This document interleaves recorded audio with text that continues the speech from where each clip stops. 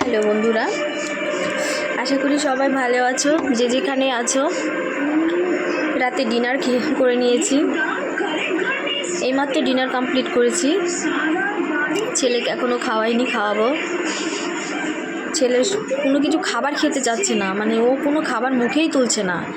আমি খুব টেনশনে আছি যে ওকে আমি কি দেব, ওর কোনো কিছুই ভালো লাগছে না খেতে। যাই হোক,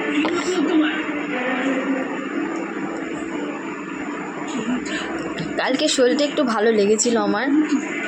আজকে না শরীরটা ভীষণ খারাপ লাগছে, মানে হাত পা প্রচণ্ড ব্যথা করছে, মাথা ঘুরছে, মানে মনে হচ্ছে কি শুয়েই থাকি, মানে উঠতে পারছি না, এতটা কষ্ট হচ্ছে।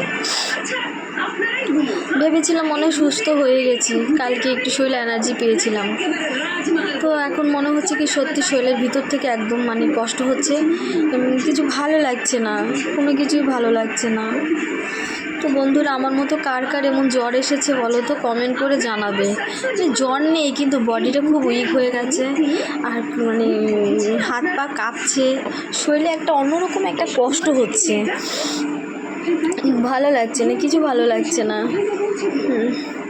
এমনিতে মনটা ভালো লাগে না, কোনো কিছু ভালো লাগে না, কোনো কিছু শান্তি লাগে না, কিচ্ছু ভালো লাগছে না। আমার ছেলেটা একটু দুষ্ট করে, তার জন্য সবার মন ভীষণ খারাপ হয়। কি বলবো, জয়েন্ট ফ্যামিলিতে বাচ্চা বড় করা যে কতটা কষ্টকর সেটা শুধু একজন মাই জানে। সবাইকে মানিয়ে নিতে হয় একটা ছোট বাচ্চা থাকলে বাড়িতে, কিন্তু আমার বাড়িতে মানে বাচ্চা নিয়ে অনেকটা প্রবলেম হয়ে গেছে। এখন আমার বাচ্চাটাকে নিয়ে প্রবলেম হয়ে গেছে, এটা ধরতে পারবেন, ওটা ধরতে পারবেন, এটা করতে পারবে না, সারাক্ষণ ওকে মানে ধমকির উপর রাখা হচ্ছে।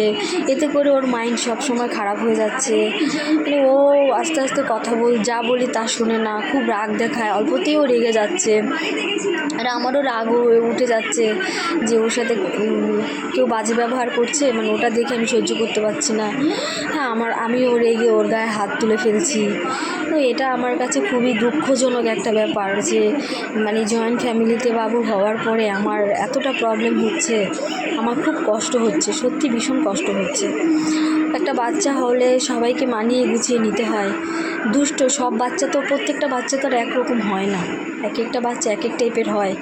এখন ও তো বসে বসে আর ধ্যান করবে না সব বাচ্চার মতো, সব বাচ্চার মতো বলতে অনেক বাচ্চার একটা জায়গায় থাকে আর অনেক বাচ্চার এক জায়গায় থাকে না, একটু দুষ্ট করে। আর আমার বাচ্চাটা একটু দুষ্টই করে, তার জন্য সারাক্ষণ কথা শুনতে হচ্ছে, ঝামেলা হচ্ছে ওকে নিয়ে, এই চলছে, কোনো কিছু ভালো লাগছে না। এত অসুস্থ, তারপর আবার বাচ্চাটাকে আমাকে দেখতে হচ্ছে সারাটাক্ষণ।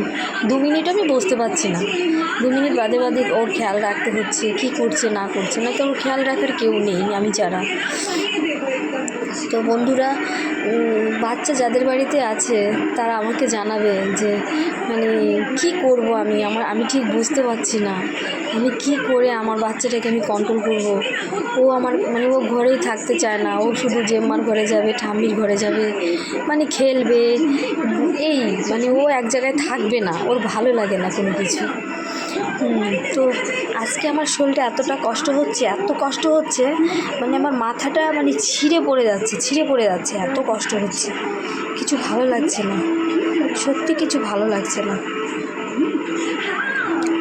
ঠিক আছে বন্ধুরা, সবাই ভালো থেকো। ডিনার করে নিয়েছি, খুব খিদাও পেয়েছিল, শরীরটা ঠিক নেই।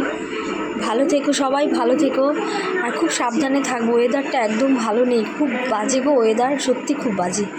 খুব ভালো থেকো তোমরা, ঠিকমতো খাওয়া দাওয়া করবে, ঘরে ছোট বাচ্চা থাকলে তাদের প্রতি খেয়াল রাখবে, খুব সাবধানে রেখো, জল ঘাটতে দিও না। সর্দি কাশি মানে খুব বাজে একটা জিনিস। খুব ভালো থেকো সবাই, সবাই আমার পাশে থেকো, আর আমার ভিডিওগুলো অবশ্যই দেখবে। অনেক অনেক ভালো থেকো সবাই, সবাইকে অনেক অনেক ভালোবাসা। Tata, good night.